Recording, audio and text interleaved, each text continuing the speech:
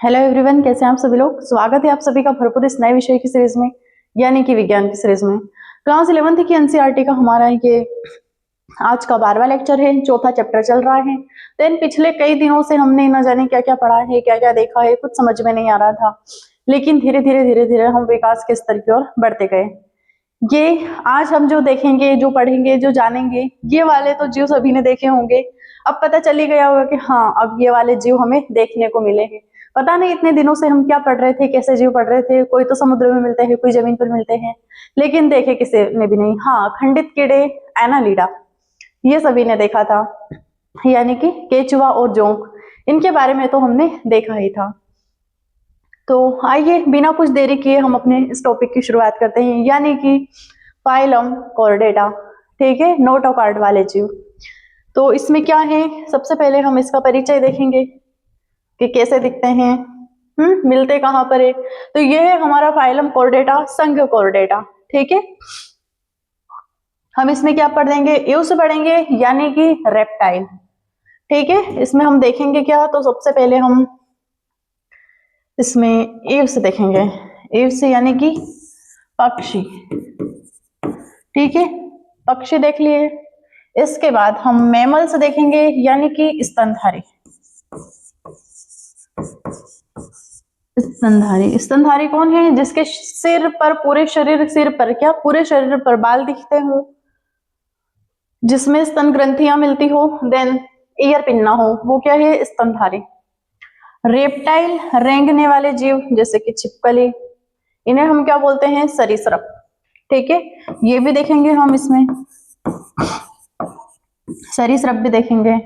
ये क्या हो गया हमारा, एम्फीबियन, यानी कि उभयचर, जो ये जल में भी मिलते हैं और थल में भी मिलते हैं। ठीक है, ये है हमारे उभयचर। और ये तो सभी को पता है, जलचर, जलचर यानी कि मछली। ठीक है,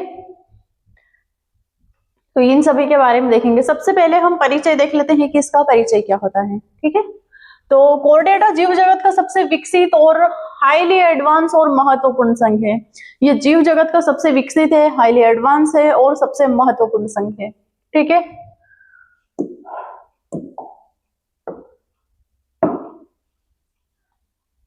इस संघ में वे सभी जीव आते हैं जिनके शरीर में, जीवन में किसी न किसी चरण में नोटोकॉर्ड उपस्थित होती है। ये सभी ऐसे जीव आते हैं जिनके शरीर में, जीवन में किसी न किसी समय में, ये ऐसे जीव होते हैं। कुछ कुछ जीवों में तो जो नोटोकॉर्ड होती है, जो रीढ़ की हड्डी होती है, वर्टिब्रल कॉलम होती है, वो कुछ में तो भ्रूणी अवस्था में मिल जाती है नोटोकॉर्ड, कुछ में वयस्क में मिलती है। ठीक है, और कुछ में भ्रूणी अवस्था से लेकर वयस्क में रहती है, लेकिन मरने तक वो जो नोटोकॉर्ड होती है वो समाप्त हो जाती है। ऐसे भी जीव किसमें आते हैं, कॉर्डेटा में आते हैं। नॉन कॉर्डेटा क्या होते हैं, जिनमें नोटोकॉर्ड नहीं पाई गई है। हमने अभी तक जितने भी जीव देखे हैं उनमें एक में भी नोटोकॉर्ड नहीं होती है। ठीक है, पोरीफेरा से लेकर इकाइनोडर्मेटा तक। लेकिन ये जो हमने कल देखा था हेमिकॉर्डेटा, उसमें भी कोई नोटोकॉर्ड नहीं मिलती है। नोटोकॉर्ड जैसी संरचनाएं दिखती है स्पर्मोकॉर्ड की, लेकिन वो नोटोकॉर्ड नहीं होती है। ठीक है, तो पोरीफेरा से लेकर हेमिकॉर्डेटा तक कोई भी नोटोकॉर्ड नहीं मिलती है किसी भी जीवों में। कॉर्डेटा संघ से हमें मिलने लग जाती है नोटोकॉर्ड। तो यह वही समूह है जिसमें सभी कशेरुकी, यानी कि वर्टिब्रेट्स, जैसे कि कशेरुकी यानी कि जिनके अंदर रीढ़ की हड्डी हो, कशेरुकी यानी कि हड्डियां वाले नहीं, हड्डियां तो उनमें भी मिलती है, स्टारफिश में भी हड्डियां मिलती है। उनका जो कंकाल तंत्र होता है वो कैल्शियम कार्बोनेट का होता है। इतने भी हमने जीव देखे हैं, किसमें कंकाल तंत्र मिलता है, किसी में नहीं मिलता है। कोई तो सिर्फ कोशिक स्तर के भी जीव देखे थे हमने, फिर ऊतक स्तर के देखे थे, फिर हमने मसल्स, यानी कि 3 परतें भी आ गई थी उनमें, जिनमें मसल्स का निर्माण होने लगा था, लेकिन इतना विकसित नहीं था जितना इनमें होता है। ये रही कशेरुकी, यानी कि जिनमें वर्टिब्रल कॉलम होती हो, रीढ़ की हड्डी होती हो। मछली में मिलती है, मेंढक में मिलती है, सांप में मिलती है, पक्षी में मिलती है, गाय, मनुष्य आदि सभी आते हैं। ठीक है, मछली, मेंढक, सांप, कुत्ता, बिल्ली, सभी में क्या होती है, ये जितने भी जीव हमने देखे हैं, मछली भी हमने देखी है, कुत्ते, बिल्ली, पक्षी, ये भी सब हमने देखे हैं, शेर भी हमने देखे हैं, गाय, बैल, बकरी, घोड़े, जितने भी जीव हमने देखे हैं, हमारी आंखों से देखे हैं, जो हमारी आंखों से दिख जाते हैं, उनमें क्या होता है, उनमें नोटोकॉर्ड मिलती है, मनुष्य में भी मिलती है। कोर्डेटा शब्द कोर्डा यानी कि ग्रीक से बना है, जिसका अर्थ क्या होता है, रस्सी नुमा दंड। ठीक है, इसका अर्थ क्या होता है, ग्रीक से बना है कोर्डा, जिसका अर्थ होता है रस्सी नुमा दंड। स्ट्रक्चर यानी कि नोटोकॉर्ड। ठीक है, अब इसकी मुख्य विशेषताएं देखते हैं। पहली विशेषता क्या होती है इसकी, नोटोकॉर्ड। ठीक है, नोटोकॉर्ड में क्या होता है, यह एक लचीली दंडाकार यानी कि रोड लाइक संरचना होती है। ये जो हमारी जो नोटोकॉर्ड होती है वो एक ऐसी संरचना होती है।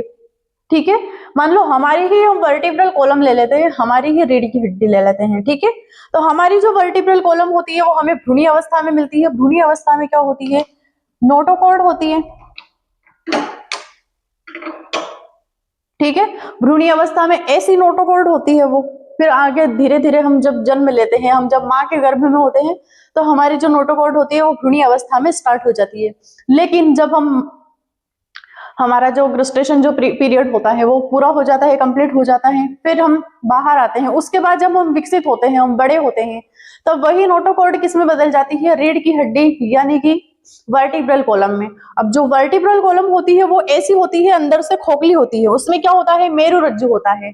मेरुरज्जु यानी कि मेरुदंड ही बोल सकते हैं, जो हमारे ब्रेन से निकलता है, तंत्रिकाएं निकलती है, जिसे हम तंत्रिका रज्जु भी बोलते हैं, मेरुदंड भी बोलते हैं। वो इसके अंदर चला जाता है, कहाँ तक, हमारी कमर तक, जिसे बोलते हैं हम पश्चिम मस्तिष्क। जब हम ब्रेन देखेंगे, ब्रेन को पढ़ेंगे, तब देखेंगे कि कैसे इसके अंदर हमारा ब्रेन चला जाता है।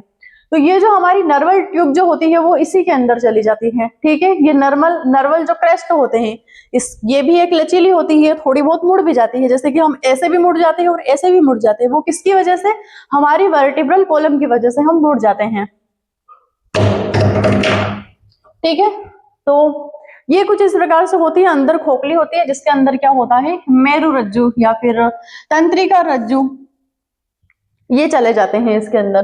तो यह एक लचीली दंडाकार संरचना होती है, जो शरीर के पृष्ठीय भाग यानी कि डोर्सल साइड में मिलती है।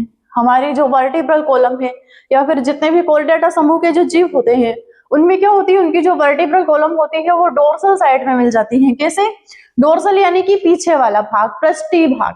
ठीक है, आगे वाला जो भाग होता है, हमारा जो मुंह है वो आगे की तरफ है, हमारा पाचन तंत्र है वो आगे की तरफ है, तो वो क्या हो गया, वो उधर भाग हो गया, यानी कि फ्रंट लेवल हो गया, फ्रंट साइड हो गया। अब ये जो रीढ़ की हड्डी होती है ये पीछे की साइड मिलती है, यानी कि ये किसी का शरीर है, ये मान लो ये मछली का शरीर है। अब मछली के शरीर में क्या होता है, ये जो नोटोकॉर्ड होती है वो कहां पर मिलती है, वो यहाँ पर मिलती है। हमारी भी ऐसे ही मिलती है, यदि हम खड़े हो जाएं, हम खड़े ही हैं अभी, तो ये वाली जो नोटोकॉर्ड होती है ये यहाँ पर मिलती है। इस नोटोकॉर्ड पीछे मिल गई, वर्टिब्रल कॉलम। इसके आगे के जितने भी अंग है वो सब आगे होंगे, जैसे कि ये आहार नाल हो गई, आहार नाल आगे की होती है, ये स्टमक हो गया हमारा, इसको ऐसे ही बना देंगे। ये छोटी आंत हो गई यहाँ से, इसके बाद ये बड़ी आंत, ये पाचन तंत्र हमारा है, लेकिन ये जीव हमारा नहीं है, ये हम नहीं है। ठीक है, और ये एनस हो गया। तो ये इस प्रकार से होती है, सारे ऑर्गन सिवाय किडनी को छोड़कर।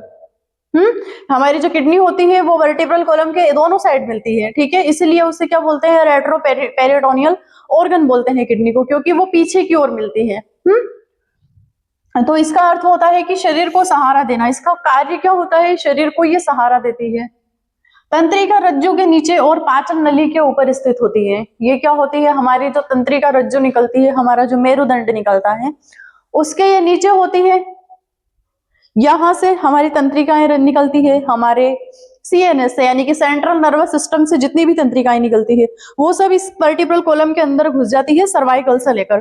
ठीक है, तो ये क्या होती है, तंत्रिका रज्जु के नीचे होती है, और पाचन नली यानी कि हमारी जो आहार नाल होती है, हमारी इसोफेगस होती है, हमारी एलिमेंट्री केनाल होती है, पाचन नली के ऊपर स्थित होती है।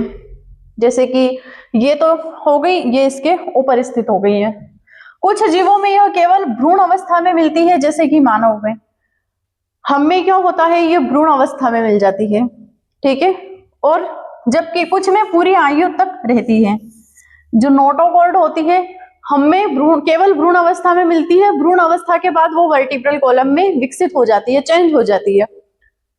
और कुछ में तो ये जो नोटोकॉर्ड होती है एक लचीली होती है, वो किसमें होती है, पूरी उम्र भर उसमें रह जाती है, नोटोकॉर्ड ही रहती है, वो कभी वर्टिब्रल कॉलम नहीं बन पाती है। वर्टिब्रेट में यही नोटोकॉर्ड बाद में वर्टिब्रल कॉलम रीढ़ की हड्डी में परिवर्तित हो जाती है। जो वर्टिब्रेट होते हैं, वर्टिब्रेट जो जीव होते हैं, वर्टिब्रेट में यही जो नोटोकॉर्ड होती है बाद में वर्टिब्रल कॉलम में यानी कि रीढ़ की हड्डी में परिवर्तित हो जाती है। हम वर्टिब्रेट्स में आते हैं, वर्टिब्रा में। अब वर्टिब्रेट्स में क्या होता है, वर्टिब्रेट्स में जितने भी जीव आते हैं उनमें क्या होता है, नोटोकॉर्ड भ्रूण अवस्था में मिलती है और यही जो नोटोकॉर्ड होती है बाद में वर्टिब्रल कॉलम में परिवर्तित हो जाती है। कुछ इस प्रकार की दिखती है ये हमारी नोटोकॉर्ड। ये इसका जूम है। अब ये जो स्ट्रक्चर दिखाई देता है हमें, ये क्या होता है, ये एक दूसरे से वर्टिब्रल कॉलम कैसी होती है, चेन नुमा होती है, जैसे कि एक चेन की कड़ी दूसरी चेन की कड़ी से जुड़ी हुई मिलती है, वैसे ही हमारे जो वर्टिब्रल कॉलम है वो कड़ी के आकार की होती है, उनमें कड़ियां जुड़ी हुई होती है, ठीक है। तो इस प्रकार से उनमें एक छल्ले जैसी दिखाई देती है और वो मुड़ती भी रहती है, ज्यादा नहीं मुड़ती है लेकिन कुछ अवस्था तक वो मुड़ती है। जैसा हम अपना योगा करते समय हम अपना शरीर पीछे की ओर भी मोड़ लेते हैं, आगे की ओर भी मोड़ लेते हैं, वो किसका कारण है, वो हमारी वर्टिब्रल कॉलम की वजह से। अब देखते हैं डोर्सल हेलो नर्वस कॉर्ड यानी कि पृष्ठीय खोखली तंत्रिका रज्जु। ये रही हमारी पृष्ठीय, ये रही हमारी, पहले तो नोटोकॉर्ड बनी और डोर्सल साइड में मिलती है। इसके नोटोकॉर्ड के ऊपर डोर्सल साइड में क्या मिलती है, हमारी नर्व रज्जु निकलती है। पोस्ट एनल केनाल, ये जो होती है हमारी जो एलिमेंट्री जो केनाल होती है वो इसके नीचे की ओर निकलती है। देखते हैं क्या होता है। शरीर के ऊपरी पृष्ठीय भाग में एक खोखली नाड़ी रज्जु होती है। शरीर का जो ऊपरी होता है यानी कि हमारे शरीर की जो डोर्सल साइड होती है, ये रही ऊपर वाली पीछे वाली डोर्सल साइड, ठीक है। ये शरीर की जो डोर्सल साइड होती है उसमें क्या होती है, एक खोखली नली होती है, ठीक है, खोखली पाइप जैसी संरचना होती है। ये रही वर्टिब्रल कॉलम। आगे का भाग मस्तिष्क, ब्रेन और पीछे का भाग मेरुरज्जु स्पाइनल कोर्ड से जुड़ता है। इसका जो आगे का भाग होता है ये हमारे ब्रेन से जुड़ जाता है, ठीक है। ये रहा हमारा ब्रेन कुछ इस प्रकार से, ये पीछे का ब्रेन और आगे का भाग किसका है, ये हमारे ब्रेन का पीछे का भाग है। यहीं से हमारी वर्टिब्रल कॉलम जुड़ जाती है, ठीक है, जो नीचे तक जाते जाते हैं। आगे से तो ये हो गई, किससे जुड़ गई, हमारे ब्रेन से जुड़ गई, और पीछे का भाग मेरुरज्जु यानी कि स्पाइनल कॉर्ड से जुड़ जाता है। किसका, इस वर्टिब्रल कॉलम का पीछे का स्पाइनल कॉर्ड से जुड़ जाता है। नॉन कॉर्डेटा में यह तंत्रिका रज्जु ठोस और उदरीय वेंट्रल होती है, ठीक है। हमारी जो वर्टिब्रल कॉलम है वो क्या है, डोर्सल साइड में मिलती है। जो नॉन कॉर्डेटा वाले जो जीव होते हैं उनमें नोटोकॉर्ड देखी गई है लेकिन इतनी विकसित नहीं होती है जितनी हमारे इसमें होती है, और वो आगे की ओर होती है यानी कि वेंट्रल साइड होती है।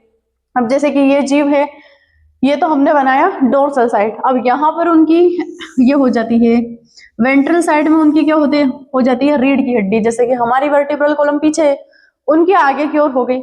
अब इस रीढ़ की हड्डी के पीछे सारे ऑर्गन आ गए, ये उनकी एलिमेंट्री केनाल। एलिमेंट्री केनाल के ऊपर यानी कि सबसे पीछे उनके सारे बॉडी ऑर्गन आ गए, उनका रेस्पिरेशन, उनका सर्कुलेटरी सिस्टम। वैसे सर्कुलेटरी सिस्टम इतना देखा नहीं गया है, सिर्फ उनमें ओपन टाइप सर्कुलेटरी सिस्टम देखा गया था, लेकिन बंद टाइप किसी किसी में होता है, बंद परिसंचरण तंत्र भी देखा गया है लेकिन होता नहीं है, इतना विकसित नहीं है। जबकि कॉर्डेटा में खोखली और पृष्ठीय होती है। नॉन कॉर्डेटा में क्या होती है, वेंट्रल होती है और सॉलिड फॉर्म में मिलती है। उनकी जो नोटोकॉर्ड होती है वो सॉलिड फॉर्म में मिलती है, हमारी कैसी मिलती है, खोखली मिलती है हमारी और डोर्सल साइड में मिलती है। ये हो गया। अब देखते हैं आगे क्या है। अब है हमारी फेरिंजिलर गिल्स यानी कि गिल छिद्र। मुख और माउथ यानी कि मुख और अन्य नली, माउथ और इसोफेगस के बीच वाला भाग क्या कहलाता है, फेरिंग्स से कहलाता है यानी कि ग्रसनी कहलाता है। ये हमारा मुख है। आज हम पाचन तंत्र को भी बनाएंगे, ठीक है। ये इतना जो भाग है ये तो हो गया हमारा मुख हो गया, ये रहा, शायद गलत बना दिया,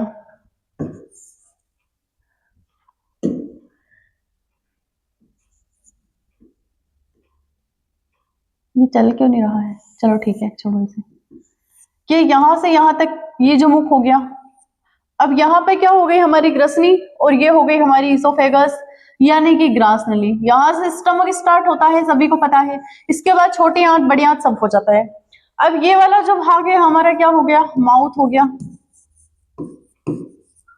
हम इंसान को क्यों बना रहे हैं, क्योंकि इंसान आ ही गए हैं यहाँ से, सबसे विकसित प्राणी, ब्रेन भी विकसित होता है।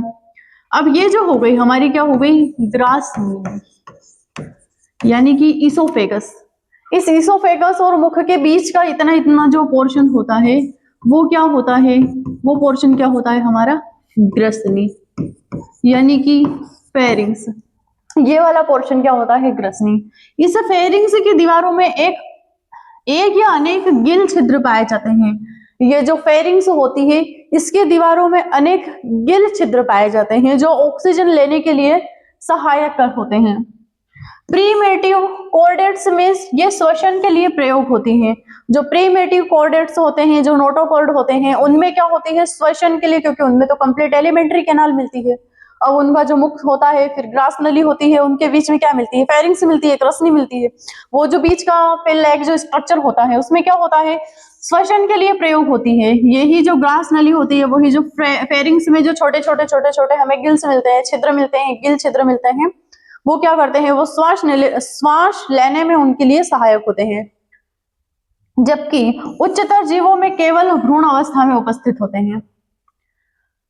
हमारे जैसे जीव ले लें, हम मानव ले लें, जब हम माता के गर्भ में होते हैं तो ये जो गिल छिद्र होते हैं वो क्या होते हैं, भ्रूण अवस्था में मिलते हैं। हम अपनी जो मदर होती है उनका प्योर ऑक्सीजनेटेड ब्लड ले लेते हैं, तब हमारे फेफड़े काम नहीं करते हैं। हमारे शरीर में जो प्योर ऑक्सीजनेटेड ब्लड आता है वो हमारी माता के शरीर से ही आता है। ठीक है, हम पहली बार श्वास कब लेते हैं, पहली बार हमारे फेफड़े कब काम करते हैं, जब हम जन्म ले लेते हैं। इसलिए बोलते हैं कि जन्म लेते समय यदि बच्चे के जो रोने की आवाज होती है वो उसके रोने की आवाज नहीं होती है, वो पहली बार श्वास लेता है और उसके फेफड़े कॉन्ट्रैक्ट और रिलैक्स करते हैं, जिसकी वजह से उसे दर्द महसूस होता है। और वही जो दर्द होता है, वही जो श्वास, वही फेफड़े का जो कॉन्ट्रैक्शन और रिलैक्शन होता है वो क्या होता है, उसके रोने की आवाज होती है। ठीक है, वास्तविक में बच्चा रोता नहीं है, जन्म लेता है तब वो उसके ऑक्सीजन की आवाज होती है कि हाँ वो बच्चा पहली बार श्वास ले रहा है, उसके अंदर ऑक्सीजन जा रही है और कार्बन डाइऑक्साइड होती है वो बाहर निकल रही है। यदि बच्चा न रोए जन्म लेते समय तो डॉक्टर चिंता में आ जाए, क्योंकि डॉक्टर समझते हैं कि अगर वो बच्चा नहीं रोएगा तो वो उसके शरीर में ऑक्सीजन नहीं जा रही है, इसलिए वो बच्चा रोता है और डॉक्टर फिर टेंशन मुक्त हो जाता है कि हाँ ये रो दिया, अब इसके शरीर में ऑक्सीजन जा रही है, इसके फेफड़े काम कर रहे हैं। जन्म से पहले उसके फेफड़े काम नहीं करते हैं, वो फेफड़ों द्वारा श्वास नहीं लेता है, उसकी जो मदर होती है उसका ही प्योर ब्लड, ऑक्सीजनेटेड ब्लड उसकी बॉडी में जाता है। ठीक है, तो ये जो उच्चतर जीवों में केवल भ्रूण अवस्था में मिलती है। हाँ, हमारे जो गिल छिद्र होते हैं वो क्या होते हैं, केवल हमारी भ्रूण अवस्था में मिलते हैं। हमारी नोटोकॉर्ड भी हमारी केवल भ्रूण अवस्था में मिलती है, वो आगे जाकर रीढ़ की हड्डी में परिवर्तित हो जाती है। ये हो गई पोस्ट एनल टेल, यानी कि गुदा के बाद जो पूंछ होती है वो क्या होती है, सभी कॉर्डेट्स में गुदा यानी कि एनस के बाद एक पूंछ उपस्थित होती है जिसे पोस्ट एनल टेल कहते हैं। ठीक है, जो गुदा के बाद जो पूंछ होती है वो क्या होती है, कुछ कुछ में विकसित होती है, लेकिन जितने भी कॉर्डेटा समूह में आते हैं सभी की पूंछ होती है। हमारी भी होती है, लेकिन जन्म के बाद जैसे ही हम जन्म लेते हैं तो वो गायब हो जाती है। जैसे हम कंकाल तंत्र में देखेंगे, ये हमारी वर्टिब्रल कॉलम हो गई। इस वर्टिब्रल कॉलम में कितनी हड्डियां होती है, ओवरऑल 26 हड्डियां होती है। C7 T12 S2 और L2 और एक लिम्बर होती है और एक कोकिक्स होती है। ठीक है, इतनी हड्डियां होती है। 7 तो सर्वाइकल की होती है, 12 किसकी होती है, थोरेसिक की होती है। ठीक है, इसके बाद S जो होती है वो 2 होती है, देन इसके बाद लिम्बर L2 लिम्बर होती है, L1 और C2। तो जो कोकिक्स होती है वो हमारी भ्रूण अवस्था में गायब हो जाती है, पूंछ के लिए जिम्मेदार होती है वो। यह पूंछ प्राय गति और संतुलन में सहायक होती है। गाय बैल में वो जो पूंछ होती है वो निरंतर रहती है, हमारी जो होती है वो गर्भावस्था में होती है, जब हम भ्रूण अवस्था में होते हैं तब वो होती है कुछ इस प्रकार से। जैसे कि ये कोई एम्ब्रियो है, कोई ऐसा होता है एम्ब्रियो हमारा ये। तो ये जो एम्ब्रियो होता है वो यहाँ तक होता है और यहाँ पर एक ऐसी पूंछ नुमा स्ट्रक्चर दिखाई देता है। जब यही एम्ब्रियो एक मानव में परिवर्तित होता है तो वो गायब हो जाती है, उनमें जो नोटोकॉर्ड होती है वो गायब हो जाती है, ठीक है। और वही जो नोटोकॉर्ड होती है पूंछ गायब हो जाती है और रीढ़ की हड्डी में परिवर्तित हो जाती है।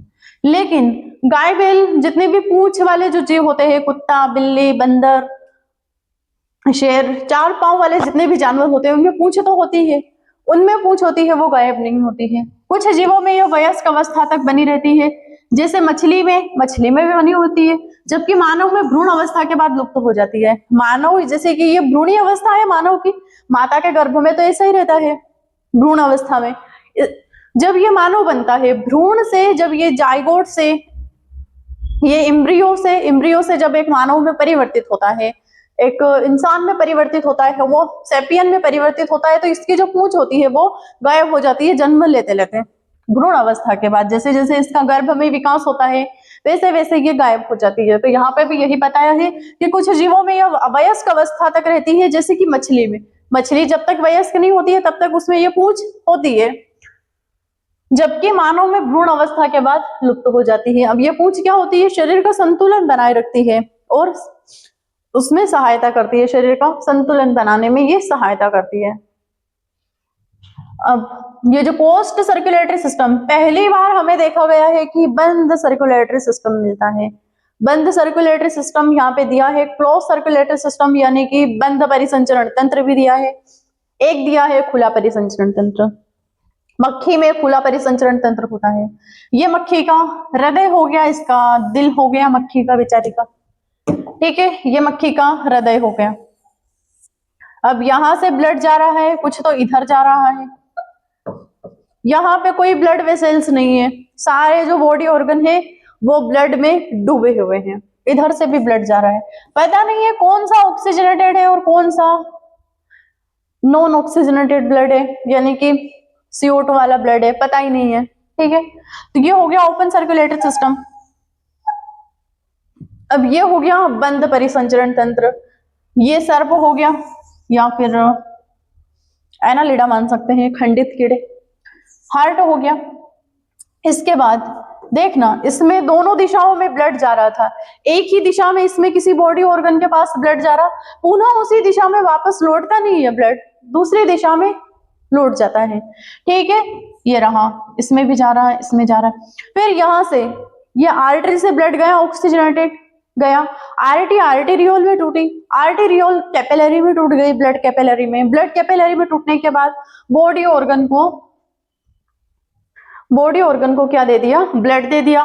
ब्लड देने के बाद बॉडी ऑर्गन को ब्लड मिल गया, CO2 वाला ब्लड मिल गया, ऑक्सीजन वाला ब्लड मिल गया। देन CO2 वाला जो ब्लड होता है वो वेन के माध्यम से, कैपिलरी क्या होती है, फिर से वेन बनती है, वेन आगे चलकर वेना कावा बनती है और हार्ट को CO2 वाला ब्लड वापस दे देती है। हार्ट पंप करके फेफड़ों को देता है, फेफड़े फिर से ऑक्सीजनेटेड ब्लड ले लेते हैं और CO2 को बाहर निकाल देते हैं, फिर से ऑक्सीजनेटेड ब्लड हार्ट के पास आ जाता है। तो इसमें जिस दिशा से ब्लड आ रहा है उसी दिशा में वापस नहीं जाता है, दूसरी दिशा में CO2 वाला ब्लड वापस चला जाता है। ये होता है हमारा क्लोज सर्कुलेटरी सिस्टम। इनका जो परिसंचरण तंत्र होता है वो क्लोज टाइप होता है, यानी कि बंद परिसंचरण तंत्र होता है, यानी रक्त नलिकाओं में, आर्टरीज और वेन में बहता है। कोर्डेटा समूह के जो जीव होते हैं उनमें क्या होता है, जो ब्लड होता है वो वेन या तो आर्टरी में CO2 वाला शुद्ध, ऑक्सीजन वाला शुद्ध रक्त मिलता है। ये रही हमारी आर्टरी,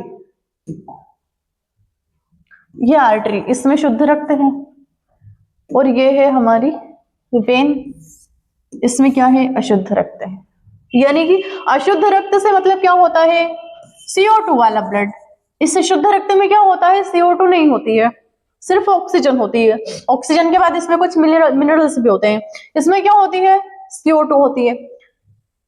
रक्त में लाल कण, इनके रक्त में RBC और हीमोग्लोबिन उपस्थित होता है।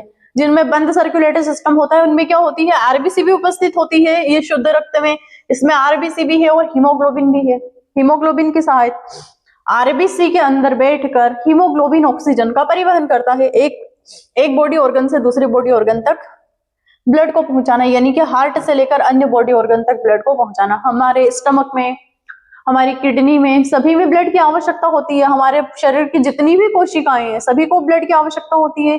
ब्लड की क्या, ऑक्सीजन की आवश्यकता होती है। ऑक्सीजन के बिना वो जीवित नहीं रह पाती है। बॉडी ऑर्गेनाइजेशन, इनमें बायलैटरल सिमेट्री मिलती है, ट्रिप्लोब्लास्टिक मिलती है, मीजोडर्म, एंडोडर्म और एक्टोडर्म परत मिलती है। सिलोम होते हैं, यानी कि वास्तविक सिलोम युक्त ये जीव होते हैं। ये जीव कैसे होते हैं? वास्तविक सिलोम युक्त होते हैं। मेटामॉर्फिक सेगमेशन, यानी कि खंडीय भाग संगठन होता है इनमें। इनमें क्या होता है? इनमें खंडीय भाग संगठन होता है। यह है इनका बॉडी ऑर्गेनाइजेशन। बायलैटरल, इनमें सिमेट्री होती है। त्रिस्तरीय, इनमें परतें होती है, यानी कि एक्टोडर्म सबसे बाहर की परत, मीजोडर्म बीच वाली परत, देन एंडोडर्म, एंडोडर्म सबसे आंतरिक परत। सिलोम, वास्तविक गुहा मिलती है, वास्तविक कैविटी मिलती है। मेटामॉर्फिजियन या फिर मेटामेरिक सेगमेंट, यानी कि खंडी वहन संगठन इसमें मिलता है। यह है कुछ बॉडी ऑर्गेनाइजेशन इनका। अब देखना यहां पर, ये क्या हो गया? ये इनका मुंह हो गया, माउथ हो गया। कॉर्डेटा समूह के जीवों में ये हो गया इसका मुंह, ये हो गई इसकी नोटोकॉर्ड, ठीक है, ये हो गई इसकी नोटोकॉर्ड। नोटोकॉर्ड के बाद पहला तो हो गया, सॉरी, ये जो छोटे छोटे जो छिद्र पाए जाते हैं ये क्या होते हैं? इसके फेरिंग्स गिल्स होते हैं, ठीक है। जो छोटे छोटे इनमें छिद्र होते हैं ये क्या होते हैं? इनके फेरिंग्स गिल्स होते हैं, यानी कि श्वास नलिका होती है इसमें। कुछ जीवों में जब ये विकसित नहीं होते हैं, ये एक भ्रूणी अवस्था होती है। फिर ये इनका एनस हो गया, यानी कि गुदा हो गया। ये इनकी टेल हो गई, पूंछ हो गई, पूंछ मिलती है इनमें भ्रूणी अवस्था में। अब यहां पर जो होती है, ये जो स्ट्रक्चर दिखाई देता है हमें ऑरेंज कलर का, ये हो गई हमारी नोटोकॉर्ड, नोटोकॉर्ड। अब ये जो हो गई, ये वाली पीले कलर का जो स्ट्रक्चर दिखाई देता है हमें, ये क्या हो गया? इसके अंदर क्या होता है? नर्व कॉर्ड, एक ट्यूब के नुमा होती है, ये हमारी वर्टिब्रल कॉलम होती है। इसके अंदर क्या होता है? ट्यूब नुमा वर्टिब्रल कॉलम घुसा हुआ होता है, यानी कि मेरुदंड। इसे मेरुदंड भी बोलते हैं, इसे मेरु रज्जु भी बोलते हैं, ठीक है। मेरु रज्जु या फिर तंत्रिका रज्जु, ये दोनों बोला जाता है इसे। अब ये वाला जो स्ट्रक्चर होता है, अब ये मिलता भी कैसे है? डोर्सल साइड, यानी कि पृष्ठीय भाग में मिलता है। पृष्ठीय भाग, इसका वेंट्रल भाग नहीं होता है कॉर्डेटा में, ठीक है। जितनी भी इनकी जो वर्टिब्रल कॉलम होती है, इनकी जो रीढ़ की हड्डी होती है, नोटोकॉर्ड कहां पर होती है? पीछे की साइड, पेट पीछे। अब ये जो स्ट्रक्चर होते हैं ये क्या होते हैं? ये होती है इनकी मसल सेगमेंट। ये जो मसल सेगमेंट होती है इस नोटोकॉर्ड को पकड़े हुए रखती है, ठीक है। ये होती है इनकी मांसपेशियां, मांसपेशियां, ठीक है। तो ये कुछ इस प्रकार से इनका बॉडी ऑर्गेनाइजेशन होता है, इनके शरीर की संरचना होती है। पहली तो हो गई इनकी बायलैटरल सिमेट्री हो गई, यानी कि इनको बीच में से दो भागों में डिवाइड किया जाए तो एक दाया एक बायां भाग बन जाएगा कॉर्डेटा समूह के जीवों में। त्रिस्तरीय परतें होती है, एक्टोडर्म यानी कि ट्रिप्लोब्लास्टिक होती है, एक्टोडर्म, मेसोडर्म और एंडोडर्म, तीन स्तरीय परतें हो गई। सिलोम यानी कि सच्ची गुहा वाले जीव होते हैं, इनमें सच्ची गुहा मिलती है, बॉडी कैविटी मिलती है इनमें। मेटामेरिक स्टेज इनमें मिलती है, ठीक है, यानी कि खंडी भवन इनमें होता है। ये क्या हो गया? अब कॉर्डेटा के भी उपसंग हो गए, ये तो हमने देखा था इसके कॉर्डेटा में कौन कौन से जीव आते हैं। अब इसके भी उपसंग है। कॉर्डेटा के तीन प्रमुख उपसंग होते हैं, कौन कौन से? पहला तो हो गया यूरोकॉर्डेटा या ट्यूनिकेटा। इसके ये जो यूरोकॉर्डेटा होता है इसे हम क्या बोलते हैं? और पहला तो हो गया हमारा यूरोकोर्डेटा, ये शायद लिखने में कोई गड़बड़ हो गई है, यूरोकोर्डेटा। और तीसरा हो गया हम दोस्तों इसी का क्या नाम है, ट्यूनिकेटा। ठीक है, यूरोकोर्डेटा और इसे क्या बोलते हैं, ट्यूनिकेटा। अब यूरो का अर्थ क्या होता है, टेल अर्थात नोटोकॉर्ड, केवल पूंछ पाई जाती है। यूरोकोर्डेटा में क्या होता है, सॉरी, ये जो पूंछ होती है वो यूरो का मतलब होता ही क्या है, टेल होता है, अर्थात नोटोकॉर्ड जो होती है केवल पूंछ में पाई जाती है। यूरोकॉर्ड में क्या होता है कि नोटोकॉर्ड जो होती है केवल पूंछ में पाई जाती है। यहाँ पर लिख लेना कि इन ऐसे जीवों में क्या होता है, यूरोकॉर्डेटा किन्हें बोलते हैं कि नोटोकॉर्ड जो होती है, नोटोकॉर्ड जो होती है वो केवल पूंछ में पाई जाती है, केवल पूंछ में मिलती है। ये समुद्री और सेसिल स्थिर जीव होते हैं। ठीक है, ये समुद्री होते हैं और सेसाइल भी होते हैं, यानी कि स्थिर जीव होते हैं। समुद्र में मिलने वाले स्थिर जो जीव होते हैं उनकी जो पूंछ होती है उनमें ही केवल नोटोकॉर्ड मिलती है। वयस्क अवस्था में इनका शरीर कठोर बाहरी आवरण से ढका हुआ होता है। जब ये वयस्क अवस्था में होता है तो इनका जो शरीर होता है वो कुछ ऐसा होता है, बाहरी आवरण इनका इतना कठोर हो जाता है। ये स्ट्रक्चर स्टमक जैसा दिखाई देता है कि जैसे कि हमारा स्टमक हो, लेकिन हमारा ये स्टमक नहीं है, ये किसी समुद्री जीवी यूरोकोर्डेटा का एक शरीर है, उसमें जो पूंछ होती है वो ऐसी होती है। ठीक है, उदाहरण के लिए हार्डवेनिया यानी कि सी जो होती है, हार्डवेनिया, डॉल्फिन या फिर डोलियोलम और सेपल, ये वाले जो जीव होते हैं किसमें आते हैं, यूरोकोर्डेटा में आते हैं। क्या होते हैं यूरोकोर्डेटा कि उनकी जो नोटोकॉर्ड होती है वो केवल उनके पूंछ में मिलती है और देन उनका जो शरीर होता है वो वयस्क अवस्था में कठोर हो जाता है। ठीक है, इसके बाद हम देखते हैं कि दूसरा क्या है हमारा, सेफेलोकोर्डेटा। ये क्या होता है, सेफेलोकोर्डेटा का अर्थ होता है सिर, अर्थात इन जीवों में नोटोकॉर्ड जो होती है सिर से लेकर पूंछ तक शरीर में पूरी लंबाई तक पाई जाती है। ये वाले जो जीव होते हैं जैसे कि गाय, बैल, बकरी, घोड़े, कुत्ते, बिल्ली, जितने भी जीव होते हैं उनमें नोटोकॉर्ड कहाँ से होती है, सिर से लेकर उनकी पूंछ तक नोटोकॉर्ड होती है। जैसे कि ये किसी की नोटोकॉर्ड होती है, ये यहाँ तक पूंछ वाले जितने भी जीव होते हैं उनमें सिर से लेकर पूंछ तक उनमें नोटोकॉर्ड मिलती है। ये छोटे मछली जैसे जीव होते हैं, समुद्र के उथले भाग में होते हैं। ठीक है, ये स्वतंत्र रूप से तैर सकते हैं, फिल्टर फीडिंग द्वारा भोजन प्राप्त करते हैं। उदाहरण के लिए ब्रांकियोस्टोमा यानी कि एम्फियोक्सस लैंकलेट, ये वाले जो जीव होते हैं उनमें जो नोटोकॉर्ड होती है, वैसे जो स्थल में रहने वाले जो जीव होते हैं उनमें क्या होती है, उनकी जो नोटोकॉर्ड होती है वो यहाँ से गर्दन से स्टार्ट होकर पूंछ तक जाती है। और ये जो सेफेलोकॉर्डेटा वाले जो जीव होते हैं उनमें सिर से लेकर पूंछ तक ही नोटोकॉर्ड उपस्थित होती हैं। मिलते कहाँ पर है, जैसे कि मछली, छोटे जैसे मछली होते हैं, मछली जैसे जो जीव होते हैं उनमें समुद्र के उथले भागों में मिलने वाले जो जीव होते हैं वो। अब वर्टिब्रेट जिन्हें हम क्या बोलते हैं, क्रेनिएटा, वर्टिब्रेटा में भी कुछ वर्ग आते हैं। वर्टिब्रेटा के दो वर्ग ये हो गए जिसमें क्या आ गए, बर्ड आ गए और फिश आ गई, पक्षी आ गई और मछली आ गई वर्टिब्रेट में। पहला तो हो गया ईगल पक्षी में, दूसरा हो गया फ्लेमिंगो। काउ फिश आ गई और दूसरे आ गई लियोन फिश। ये भी किस में आती है, वर्टिब्रेटा में, इनमें भी रीढ़ की हड्डी होती है। दूसरा संख्या है मैमल्स यानी कि स्तनधारी जीव में कौन आ गई, बेट आ गई, बिल्ली आ गई और स्नेक आ गया, सांप आ गए। रेप्टाइल में मैमल्स में दो, बेट अलग हो गई और कैट अलग हो गई। ठीक है, अब आ गया रेप्टाइल में क्या आ गए, स्नेक आ गए यानी कि सांप आ गए, ग्यूना आ गया, एल साइलेंट है, ल्यूग्यूना या फिर ग्यूना आ गया। फिर आ गया एम्फीबिया में क्या आ गई, फ्रॉग आ गई यानी कि हमारा मेंढक आ गया, और सी यानी कि समुद्री टर्टल। ये वाले हम सभी देखेंगे किसमें, वर्टिब्रेटा में।